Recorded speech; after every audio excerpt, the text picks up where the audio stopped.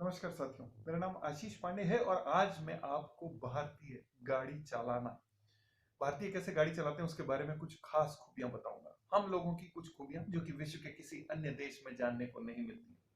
सबसे पहली बात, हम गाड़ी बहुत महंगी सी ले लेंगे लेकिन उसके पश्चात उसके सेफ्टी फीचर्स को बिल्कुल इस्तेमाल नहीं करेंगे। अरे हम तो गाड़ी लेने के बाद उसका माइलोमीटर तक खोल करके रख देते हैं ताकि गाड़ी ज्यादा चली हुई ना लगे।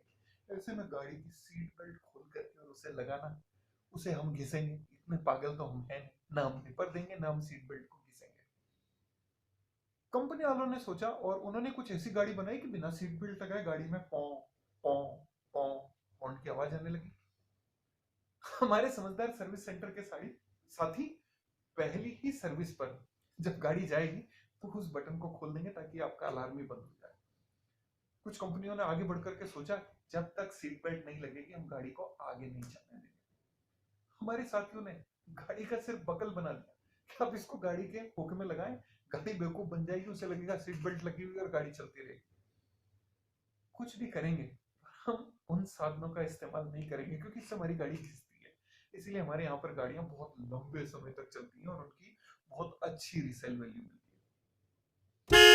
और साथियों, जब हम गाड़ी चलाते हैं तो हम क्या कॉपी करते हैं? हम फिल्मों में देखकर हमारे विदेशी साथियों की स्पीड को कॉपी करते हैं, लेकिन हम यह नहीं देखते कि उन्होंने किस प्रकार की protective head gear, neck gear, chest protector, elbow protector, हाथों पर दस्ताने, उसके अलावा पूरी तरीके से नी प्रोटेक्टर या लेग प्रोटेक्टर, फुल शूज पहने हुए हैं। उनकी गाड़ियों को क्वालिफाइड इंजीनियर हर राइड के बाद सर्विस करते हैं और उसके बाद पूर्ण देख रेख में वो स्टंट करते हैं। हम लोग अपनी धन्नो या बसंती, जिसकी पिछली सर्विस शायद 1.5 साल पहले गली के नुक्कड़ पे बैठने वाले किसी चचा जान ने की थी, उस गाड़ी को लेकर के स्टंट मारते हुए निकलते हैं और उसके बाद हम जब एक बार गिरते हैं तो हमें से कई साथी वापस उठ नहीं पाते, उठ जाते हैं। पर इससे कोई फर्क नहीं पड़ता, हमारे पास जनसंख्या बहुत ज्यादा है, वी कैन अफोर्ड, इसलिए कोई दिक्कत नहीं। अब बात आती है सड़क पर चलने की। तो जब हम सड़क पर चलते हैं तो मल्टी लेन रोड में सड़क पर जो लाइनें बनी होती हैं, लाइनें लाइनें होती हैं हाँ होती हैं। जी हाँ, सड़क पर बनी हुई लाइनें वो किस लिए होती हैं? वो हमें सीधा गाड़ी चलाने के लिए नहीं होती हैं।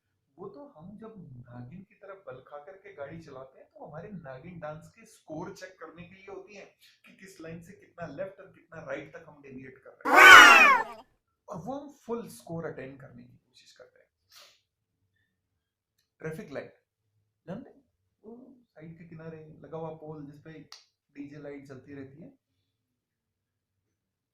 विश्व के अलग देशों में उसका कोई भी मतलब हो, हमारे यहाँ उसका एक ही मतलब होता है। हरा मतलब निकल जाओ, पीला मतलब तेजी से निकल जाओ, लाल दाएं बाएं देखो और हवलदार नहीं है तो निकल जाओ, सामने कोई आ रहा है तो उसे हॉर्न बजा करके निकल जाओ, जल्दी निकल जाओ। हमेशा जल्दी में, जाना कहाँ है पता नहीं, कहां तक पहुंच पाए किसी को पता नहीं, निकलेंगे जब। अरे इससे ज्यादा तो हम सड़क पर गुजरती हुई बिल्ली देख करके रुक जाते हैं। हो सकता है सरकार से अपील करनी पड़े कि अब की बार रेड लाइट हटा करके बिल्लियां वहां पर बांध करके छोड़ दो, ताकि अगली बार जब किसी की गाड़ी रोकनी तो बिल्ली को छोड़ो, बिल्ली दौड़ करके निकलेगी, हर कोई ब्रेक लगाएगा, बोलेगा तू जा आगे, तू अब शक नहीं बन। और यही स्थिति हमारे ट्रैफिक के हवलदार के साथ में होती है। यदि हवलदार हमें रुकने का इशारा करेगा तो शायद हम नहीं रुकेंगे, यार इससे ज्यादा तो हम किसी के छींक देने पर रुक जाते हैं, लेकिन ट्रैफिक के हवलदार पर भी शायद हम नहीं रुकते हैं। और जितनी बड़ी गाड़ी उतना बड़ा एटीट्यूड। बड़ी गाड़ी है भाई, हमें सामने वाले से राइट ऑफ वे उसे कोई मतलब नहीं। हमसे छोटी गाड़ी यानी कि उसको हटना है। और दूर कहीं पदयात्री, पेडेस्ट्रियन, अरे तेरी हिम्मत कैसे हुई, तूने गाड़ी का टैक्स दिया तूने, है तेरा नंबर प्लेट लिया अपने पिछवाड़े पे लगाने की, वो नंबर प्लेट जिसको पैसा देकर के हमने जमा करा, नहीं दिया ना, तू राइट नहीं है तेरा सड़क पे चलने का। बजा के हॉर्न दे दे के उसकी जान निकाल देंगे। और गलती से किसी ने यदि पेडेस्ट्रियन को देख करके रुकने की कोशिश कर भी दी, हमने एक आध बार कभी ये कोशिश कर दी तो पीछे वाले ने आकर के गाड़ी को ठोक दिया, सेडान को हैचबैक बना दिया। क्यों रुके भाई साहब? पैदल वाला अपने आप हट जाता, आप बड़े रुकने वाले बने, गाड़ी चलाना नहीं आता आपको। तो अब वैसे कभी कोई उनके लिए रुकता नहीं, बल्कि हॉर्न बजा करके दे करके। तो हमारी गाड़ी में बड़ी अजीब टेलीपैथी है। हमें स्थिति देख करके अपने ब्रेक नहीं दबते, लेकिन हमें पता है कि हमारे हॉर्न बजने से सामने वाला एक्टिवेट होकर के अपने ब्रेक दबा देगा। तो ये युद्ध हम दिन प्रतिदिन लड़ते रहते हैं।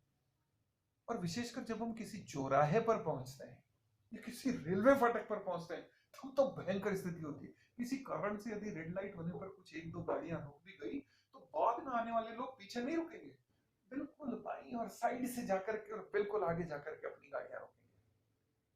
और 30 से 50 सेकंड के भीतर भीतर किसी भी बिजी जंक्शन पर लेफ्ट जाने वाली लेन, जो कि फ्री होती है, यानी कि बत्ती जलने पर भी अधिकतर जगहों पर जहां पर लेफ्ट में आप बिना संकोच के जा सकते हैं, वो लेन को ब्लॉक कर दिया जाता है।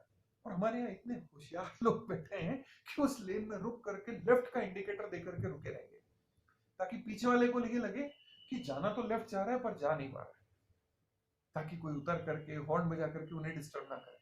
और जैसे ही हरी बत्ती हुई, तुरंत इंडिकेटर बंद करके और पूरे ट्रैफिक को दबाते हुए आगे निकलने की कोशिश कर।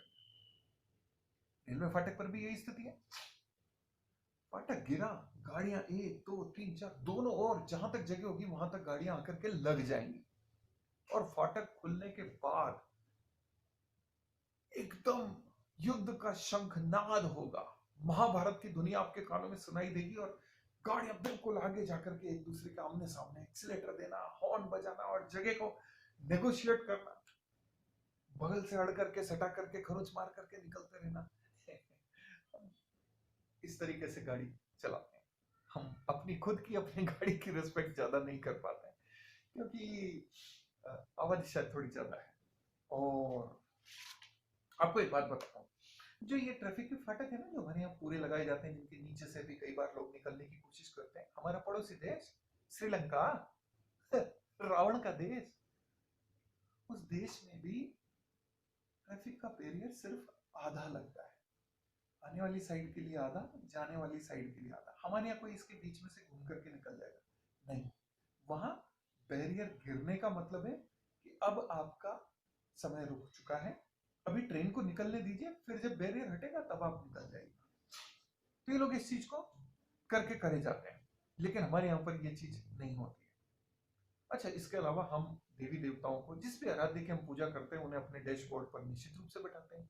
एक से अधिक देवी देवता, बुरा मत मानिएगा, लेकिन एक बात बताना चाहता हूँ, ये वही देवी देवता जो कि अपने हंस, मोर, चूहे इत्यादि पर यात्रा करते हैं, वो खुद स्वयं अपना हेडगियर, अपना मुकुट धारण करने के बाद निकलते हैं।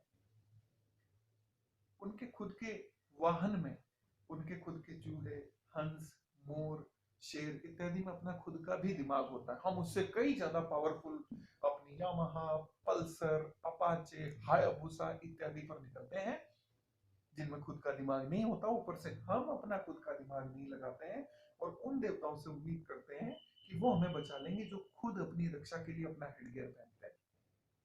बड़ी अच्छी बात है।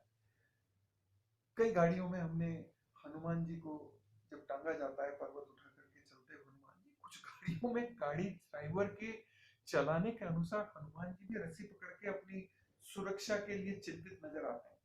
या शायद हो सकता है कहीं नायक साहब जो बैठे हैं वो भी डर के मारे अपनी आंखें बंद किए हुए नजर आए। मेरे साथियों, आखिर में एक अनुरोध। प्रतिवर्ष लगभग 1.5 लाख लोग सड़क दुर्घटनाओं में मारे जा रहे हैं।